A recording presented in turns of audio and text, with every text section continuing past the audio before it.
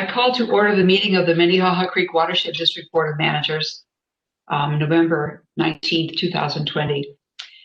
We are holding this meeting by WebEx in keeping with the declaration of pandemic and executive orders and our determination that it is not prudent for the board or committee or members of the public to meet in person or to meet at our regular meeting location.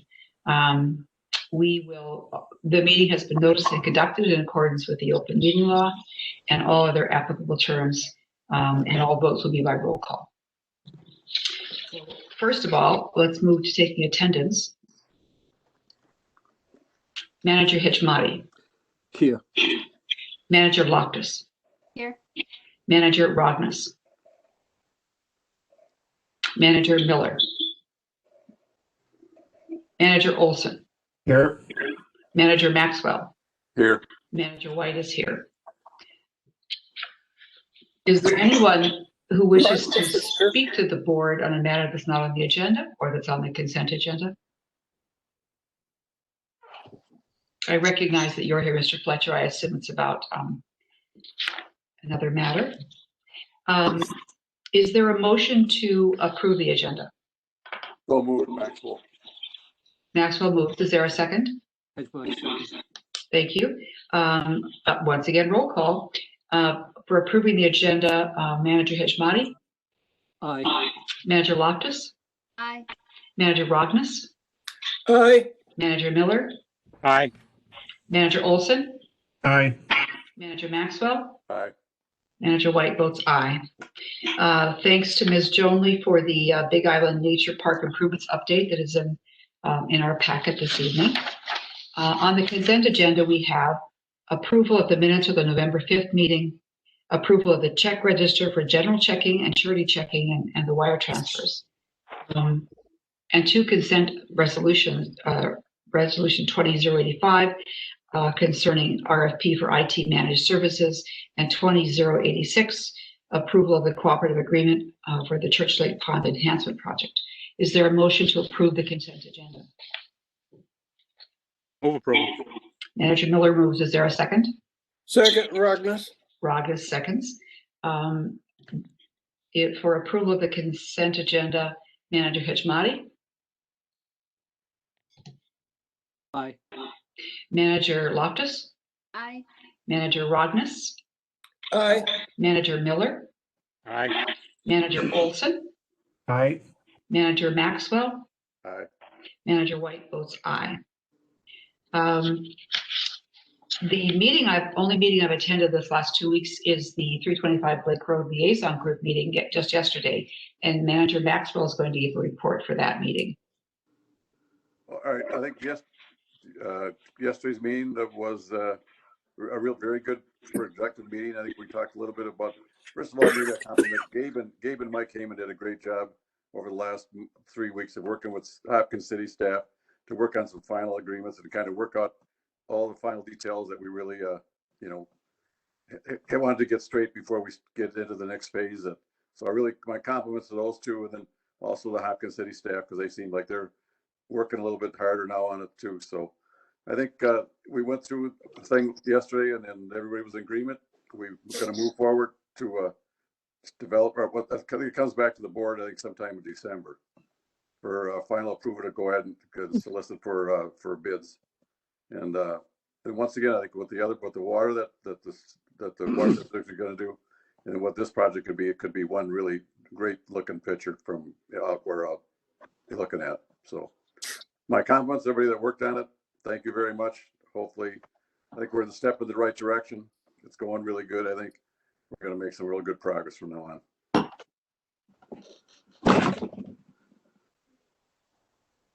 That's it.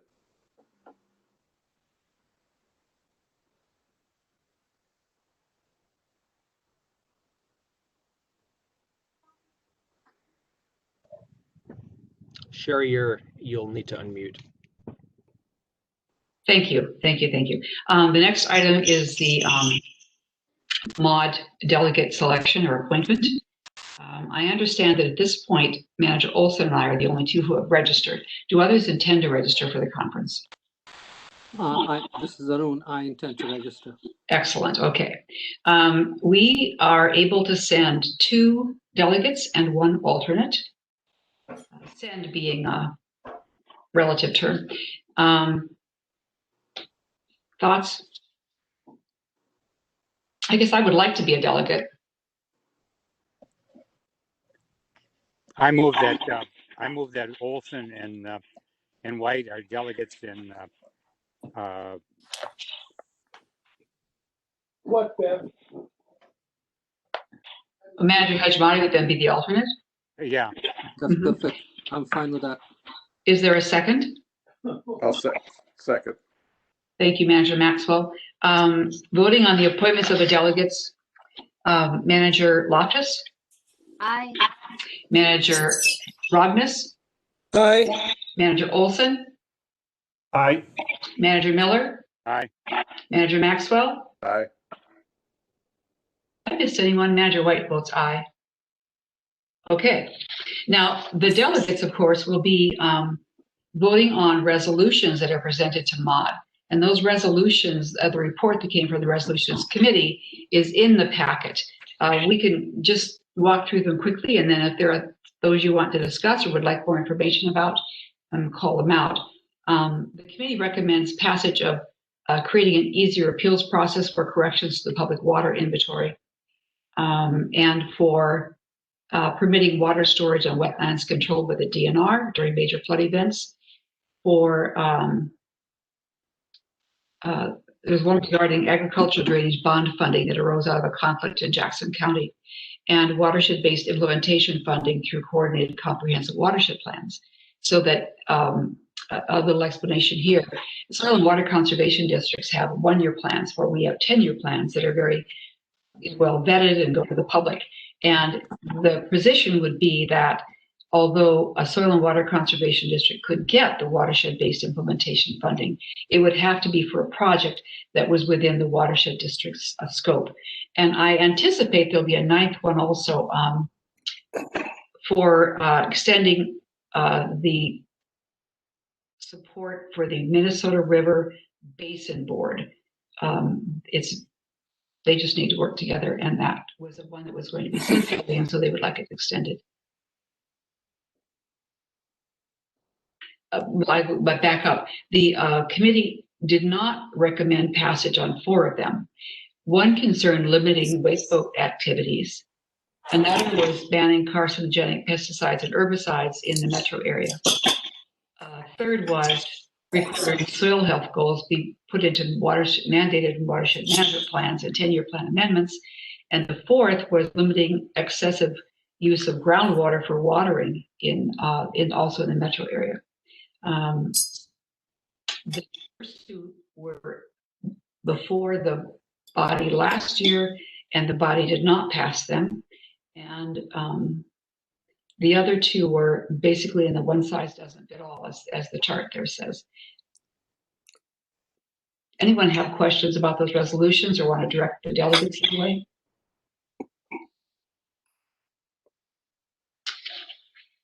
Okay. I'll let that go. And then the Citizens Advisory Council. I was the liaison on November 10th. The very effective discussion was handled by breaking out into discussion groups. It really gave everyone a better chance to have input and part of the discussion. Worked very well. They were working on the SWOT analysis for climate adaptation planning. Ms. Moran is going to incorporate those comments into the report that will be coming to us in due time. It was a good meeting. Manager Miller, could we have a policy and planning committee report? We had a continuation of the discussion of the long-term planning regimen for the district, and it was very productive. Staff had done a superb job of preparing the materials for discussion, and James did a great job of leading us. So I think we're all set to start moving on the long-term analysis of the district's missions and visions and goals, and work and meshing into the work programs. And it's well done. And I want to really second the comment. James's great work on it, because I know this came out of nowhere and they weren't planning on spending the time on something like this, but he accepted the assignment with his usual professionalism. Thank you. I second that motion, so to speak. The upcoming meeting and event schedule is printed in our agenda. The December 3rd committee and board meeting and the December 9th CAC meeting with Manager Hedgemati as liaison, and the December 17th committee and board meetings will, of course, all be by WebEx once again. And noting that, as the agenda states, that these are the first and third Thursdays, once again accommodating holidays in the month of December. Let us move to the public hearing, number 9.1 on our agenda, for public comment, rather, on the 2021 budget. Mr. Whisker.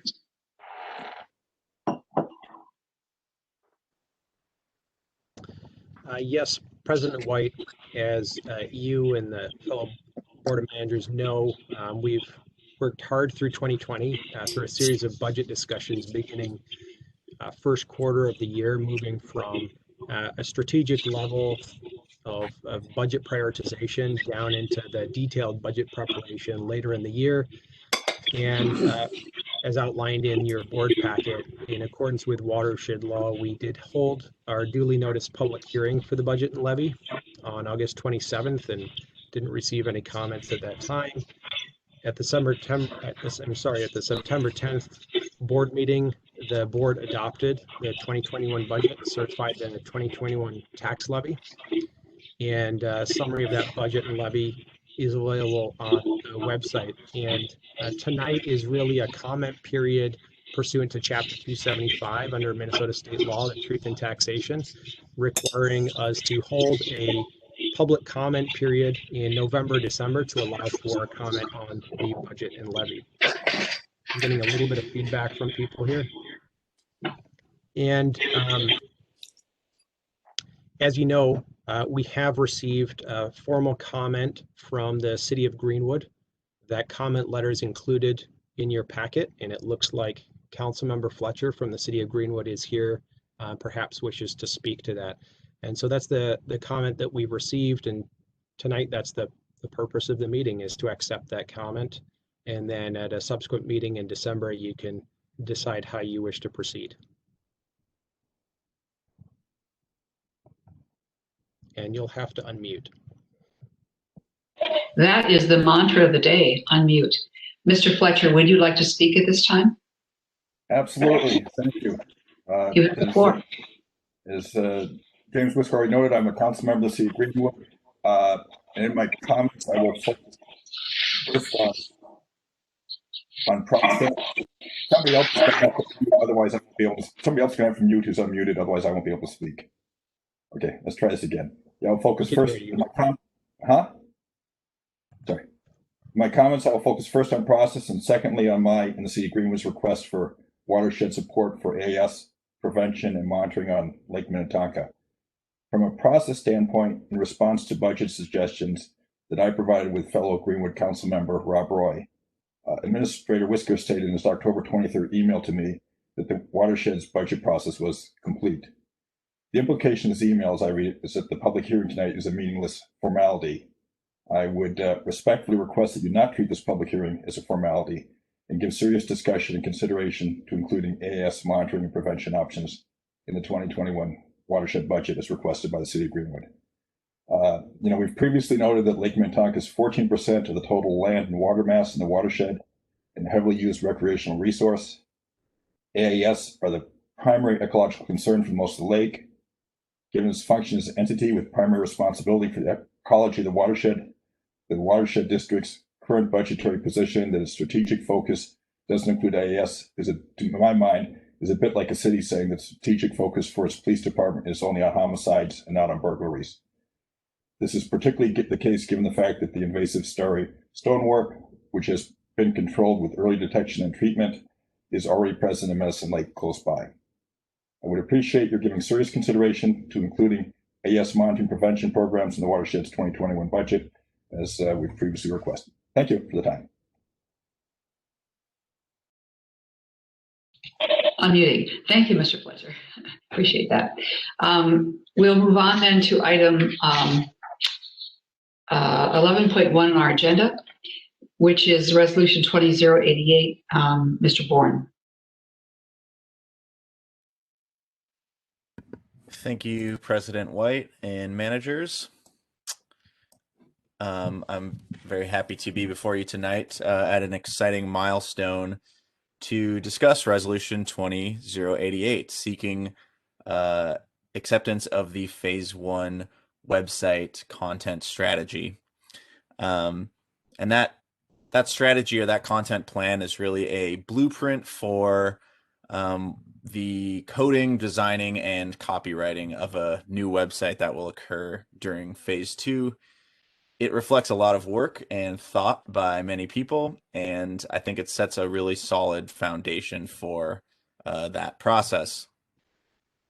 And I think, as is the case in most planning processes, in addition to the report itself being valuable and documenting our work and giving it a shelf life and giving us something we can refer back to, as valuable, or perhaps more valuable, is the way that it created the occasion to do the research, talk to our audiences, have this very robust series of discussions, and really dial in and sync up among staff and board and CAC and our strategic advisors and our web consultants on some of these big questions of what are we doing with our outreach? What role does the website play within that?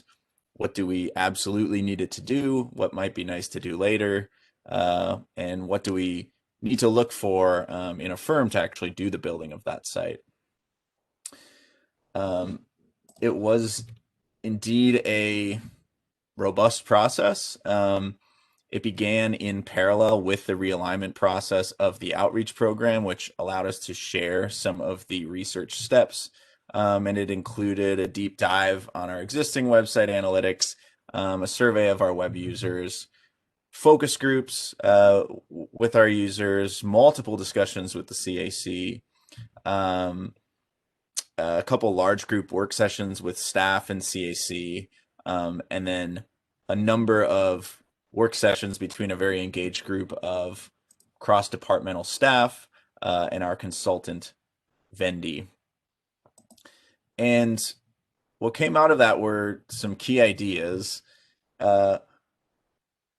Basically, like, if the big shift in our outreach program is to think of our main outreach product as these high-impact, context-specific meetings and presentations that advance our key initiatives, and that we're going to align our outreach efforts around supporting those communications events that we know sort of most move the needle, then one of the trade-offs is going to be less effort dedicated to these sort of historic programs around broad-based outreach and sort of broadcasting information outside of our key initiatives. And to pull that off without leaving people behind, and to continue to serve all of the different groups of people that want or need information from us, we really need to have high quality automated ways to continue to connect them to that information, whether that's how to get a permit or how to plant a rain garden or how to canoe the creek or what's the latest on a nearby project.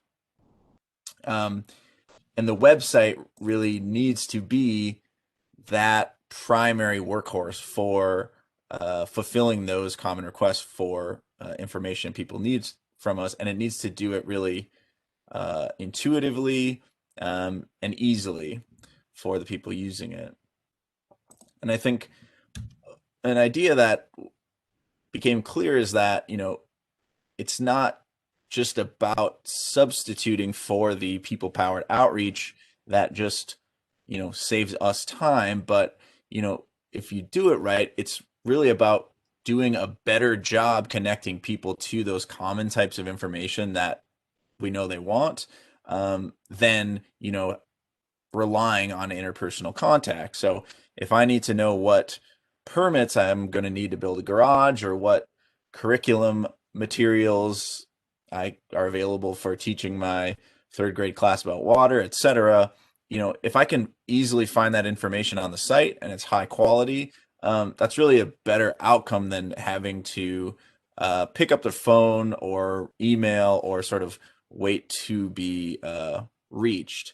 And also, as I think we've all experienced, having your need met by an organization's website really effectively is its own positive brand experience that's sort of lasting. And while keeping that as our North Star, that we make it as easy as possible for people to find what they're looking for, we also know that people coming to the site are pretty much by definition engaged with us to some degree. And so we need to find as many opportunities as possible to weave in our brand position, showcase our way of doing business and the value we provide throughout the site as much as possible, to the degree that it doesn't interfere with this primary goal of making the information really accessible. So at every turn, we were really thinking about ways to connect the pragmatic information we know people want to, teaching moments about who we are and the value we provide. And recognizing that our current website does suffer from bloat, and that makes it a challenge to very sort of frictionlessly find the information people are looking for, and then also has this basically unmanageable overhead on our end to keep everything up to date. Recognizing we need to be really aware of the ongoing overhead, introduced with every new piece of content, both for us and our audience, and be really judicious about only including what is relevant and useful to people, knowing it is just going to naturally grow over time. And then sort of as part of that, recognizing that there are a lot of high quality resources that already exist on a lot of these topics, and seeking to leverage those whenever possible instead of basically replicating from scratch. And so we talked this through at the two most recent OPC meetings, sort of an overview of the big ideas and core content sections in September, and then a more detailed walkthrough of the content plan in October. The board provided a number of insights that have been integrated into the plan and will be important considerations as we move into phase 2, about how this document can really be a tool to kind of test firms and their ability to generate creative ideas as we evaluate them. Given the amount of recreational information on our site, the importance of creating sort of explicit connections between the sections of our site that highlight all of these rich recreational opportunities to the sections that describe the work that goes into creating and maintaining healthy natural spaces. Why the site needs to really have that visual appeal that reflects the kind of uniquely aesthetic nature of our core work, opportunities for leveraging our demonstration sites, other spatial information, etc.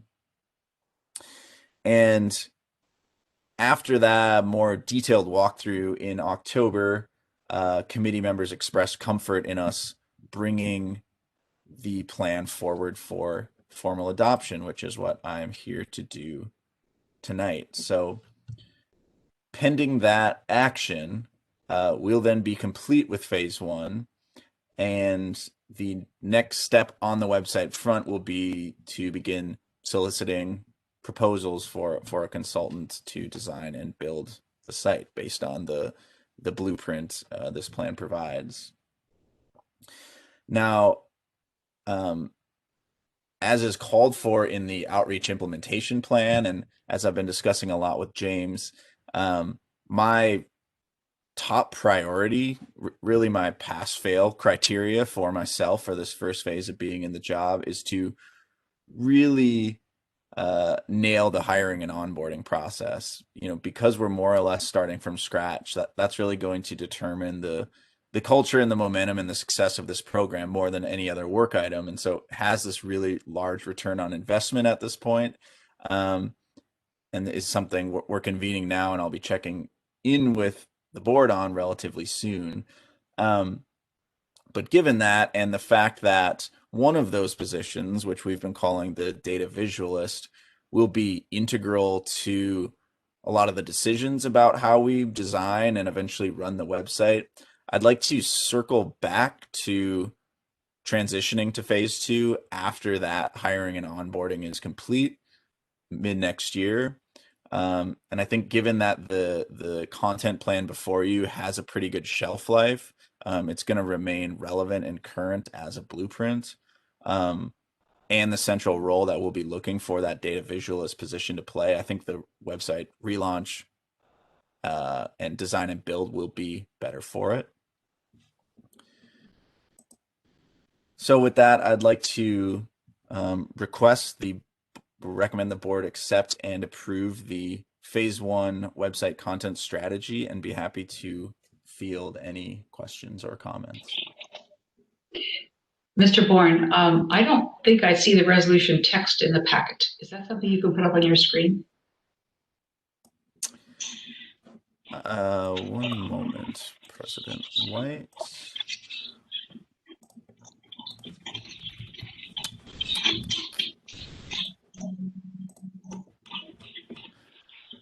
I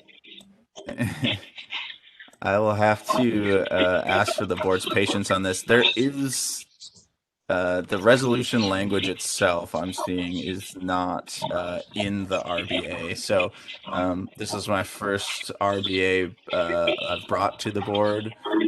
So I think I just missed that part of the process. I didn't notice it earlier either, so there you go. Was one drafted? No.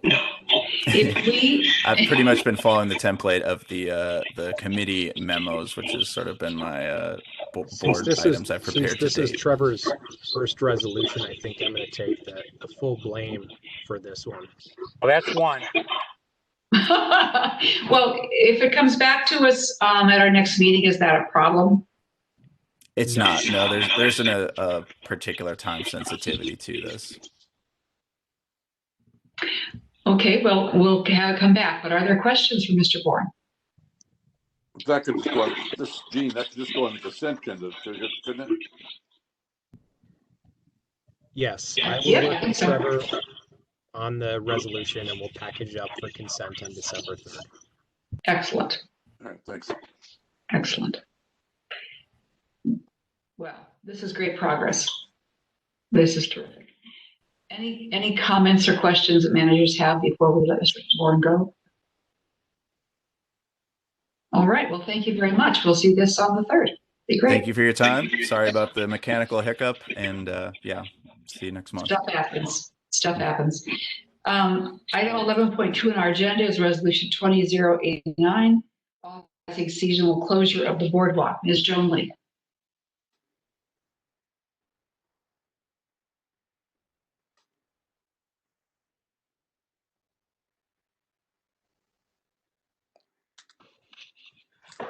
Good evening, President White, fellow managers. Sorry, I'm having a technical hiccup.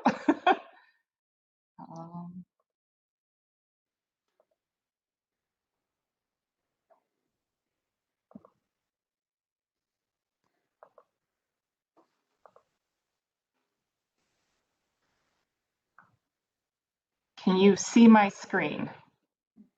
Not yet.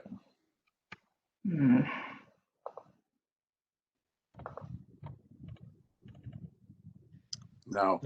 There you go. Can you see my notes? Yeah, you'll have to go to full screen, Jana.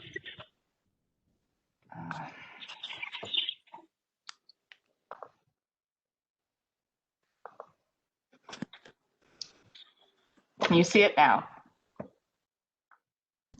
Nope. Nothing? It's, well, it is locked in just kind of the main dashboard of your presentation. You'll have to go to view from the beginning, and if that's not working, I can pull up your PDF version. Hang on one second. And I apologize for the delay. I was muted, no problem. Trevor's on probation. Are you still? No, I took the first strike on that one. But what about Jana? I'll take a second strike too. I'm pretty confident that I won't get to a third in this meeting. Manager Miller, you're making trouble again. James, I might need you to pull up. I can't even exit my screen now. Yeah, It froze. PDF seemed to work the best, but I got you covered here. Just one second. Well, I was trying to put up my PDF first, but it didn't like that either.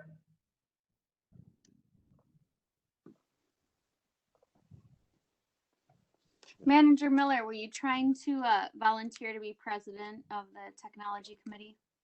Yeah, I'm well suited for that. Yeah. Okay.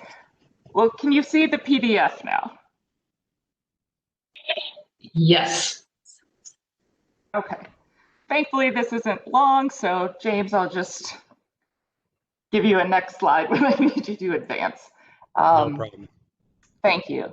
So tonight, staff is bringing item 11.2 to authorize seasonal closure of the Minnehaha Preserve Boardwalk. Advance, please. My presentation will step the Board of Managers through a review of the revised interim maintenance protocol. I'll provide a brief update on the current boardwalk conditions. I'll summarize the results of the request for quotes for limited repair. And last, I'll detail staff's recommendation for seasonal closure of the boardwalk system. Next slide, please. The last repairs that were made to the boardwalk occurred in May of this year, and the district had approved the replacement of 149 decking boards and 8 handrail boards. And after that repair was conducted, the board adopted a revised interim maintenance protocol for the boardwalk system. That protocol was implemented to limit public safety risk while preserving public use and to efficiently use public funds during the period of time prior to the implementation of a long-term resolution of the boardwalk materials issues. Next slide. The revised interim maintenance protocol was response to staff inspection reports, which indicated 250 boards remained in the system, which would likely require replacement during the course of 2020. However, due to the variable rate at which materials deterioration occurs, staff recommended deploying interim safety measures, which kept the overall safety risk low in order to conduct replacements once a practical and cost-effective batch of boards was realized. Next slide.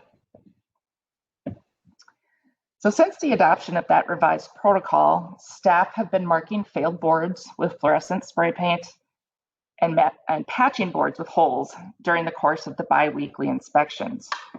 These safety measures have been effective in alerting users to the decking material issues and uneven surfaces. Next slide, please. So in mid-October of this year, the number of boards and handrails which required replacement was nearing 50. Staff felt that that might constitute a reasonable batch, and so we released a request for quotes for limited repair of the boardwalk. In summary, we received 6 quotes, and they came in substantially higher than anticipated as compared to previous repair efforts and market considerations. So staff turned to the frameworks that were set forth in the long-term management plan and the revised interim maintenance protocol to evaluate whether or not to recommend repair work at this time. And due to that high cost and the district's current efforts to implement a full repair solution, staff is not recommending boardwalk repair at this time. Next slide. Alternatively, staff is recommending seasonal closure of the boardwalk for the winter months. To reach this recommendation, staff utilized firsthand experience to evaluate a number of factors. First, we considered user safety risk during the winter months. Second, staff recognizes there is an enhanced risk when ice and snow is coupled with the installed safety measures, particularly the plywood patches, which create an uneven walking surface that's not always clearly visible. Staff also understands that usership of the boardwalk is decreased during the winter months. St. Louis Park City staff plow the bituminous trail, which spans the preserve, and this provides an alternative path for visitors throughout the winter. Finally, as the district is currently in the process of determining the proper approach for full repair of the system, making a costly short-term investment doesn't seem prudent. District Council has reviewed staff's evaluation and concurs with the recommendation.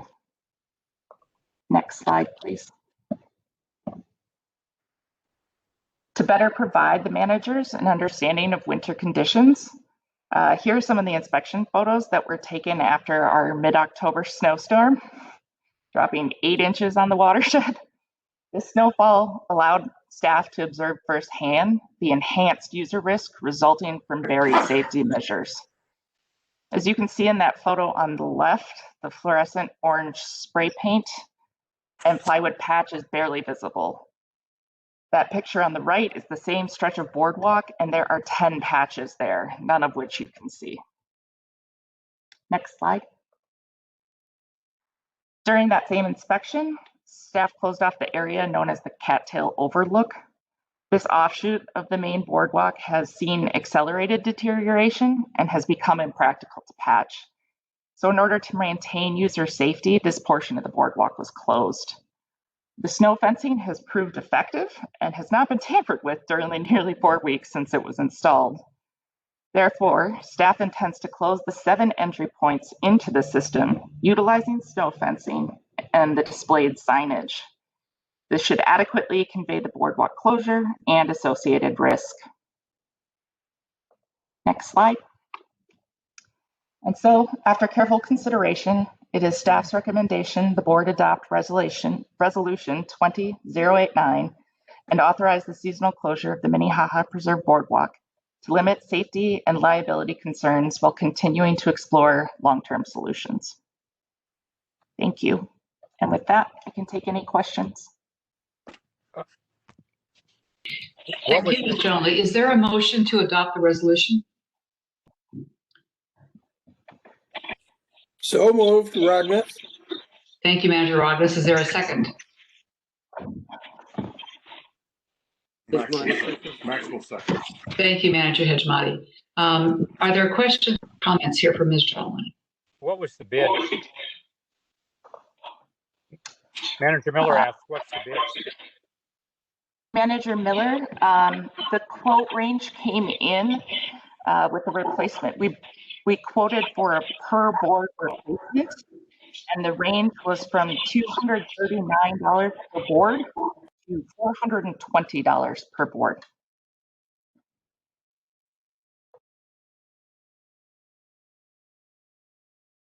Where did you go for those bids? We sent them out to a dozen contractors who had previously bid any of our boardwalk projects. In addition to, I sought out some additional firms that had done work for the Landscape Arboretum, the City of Richfield, and we had asked some of our consultants for other recommendations as well. So we had a list of about a dozen contractors. Wow. Lumber has really gone up a lot. Is one of the reasons. Maxwell has a question. When will this take effect? Manager Maxwell, if the board authorizes the closure, I will order the signage. We already have the snow fencing, so it will be deployed as soon as the signs arrive. So about a week, I would guess. Okay, all right. So we're still gonna deal, we got some good weather kind of floating around yet, so some people can still move around. Yeah, it's real busy. A lot of people are walking and during the day, even at night. I've seen people walking in with their dogs and stuff. Jenny, I got a question. You said that the snow fence has been working, and that it would limit our liability. What is our liability if someone were to just hop over the snow fence and get injured by falling through? It's absolute slip and fall. I mean, it's with the public. Thank you. Let's ask Mr. Smith for his thoughts. Thank you, Madam President. There's several considerations. Once we're on notice that there's a hazard with these defective boards, we have an obligation to advise the public of the hazard. I think that specific liability concern we have here is the notion of a hidden hazard when the snow covers up the other warnings that we placed by the covering with plywood or the orange paint, that kind of thing. So district, of course, has immunity defenses that we're mindful of.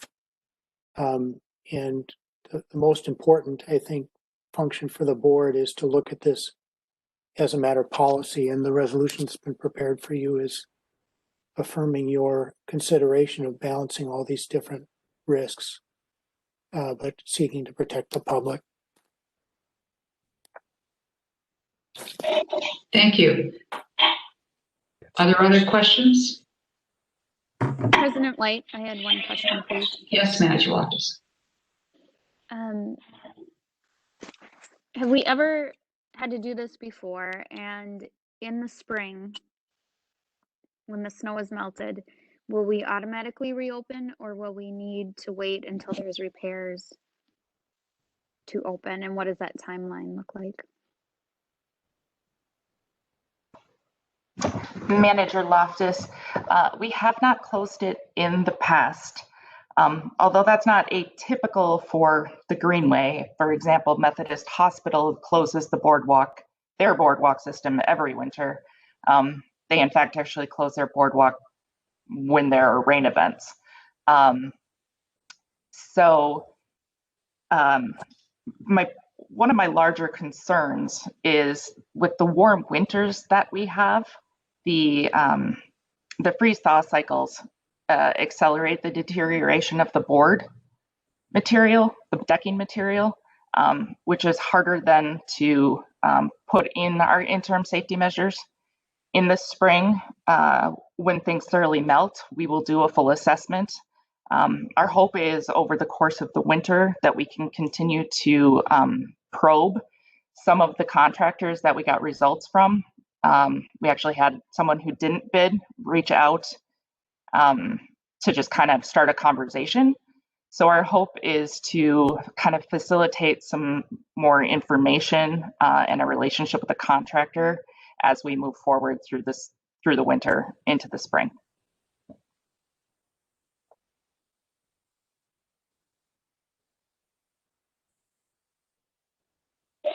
Thank you for the question and answer. Is there anything else we need to explore? If not, then I'll call for a vote on the resolution. Manager Olson? Aye. Manager Loftus? Aye. Manager Rognus? Aye. Manager Miller? Aye. Manager Hejmati? Aye. Manager Maxwell? Aye. White votes aye. Thank you very much. I need an alternative plan where I'm going to go smoke my cigars. I'll take that under advisement. We have new boardwalks at Arden and Wasserman, Manager Miller. There you go.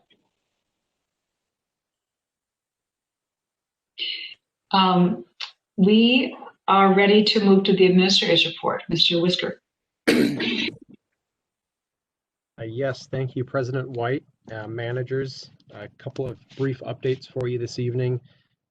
First off, I think there was an inquiry at the top end of the board meeting, but the answer probably bears repeating, that the Grays Bay Dam will be permanently closed with stop lags anticipated sometime in the next 2 weeks. That's something that Tiffany and Jen are looking at in coordination with the City of Minnetonka Public Works.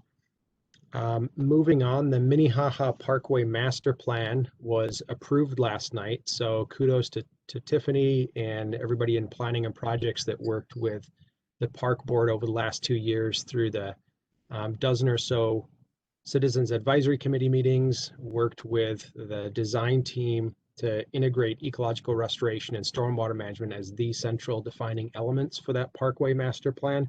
The park board voted to approve that last night, and so it'll be making its way on towards the Metropolitan Council. 7 votes for the plan, 2 abstentions from park board members Severson and French on that.